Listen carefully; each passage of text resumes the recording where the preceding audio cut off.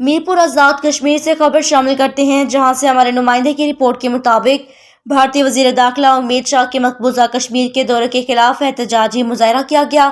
Must university سے چوک شہیدہ تک rally Bharat کے خلاف شدید نعرے بازی کی گئی۔ مظاہرے میں وکلاء، اہلیان میرپور، سول سوسائٹی، انجمن تاجران نے بھرپور شرکت کی۔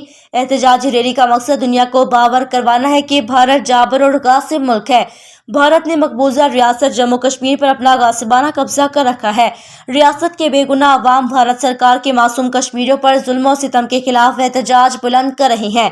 آپ سن ٹی وی کی سکرین پر دیکھ سکتے ہیں، مظاہرین نے پاکستان سے اظہار یکجہتی کا عزم کیا۔ چوک شہیدہ، میرپور پاکستان زندہ باد اور کشمیر بنے گا پاکستان کے نعروں سے گونج اٹھا۔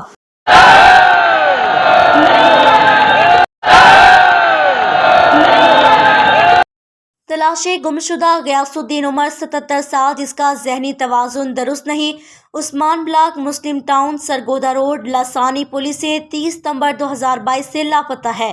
شام کو گھر سے نکلا، پھر واپس نہیں آیا۔ گھر کا ایڈریس ٹالی والا جھنگ بتا سکتا ہے، جس کسی کو ملے علی 03055589000 اور فہد سے 031515151115 سے رابطہ کیا جا سکتا ہے۔ غیاث الدین نے گھر سے نکلتے ہوئے ٹراؤزر شرٹ پہنے ہوئے تھے۔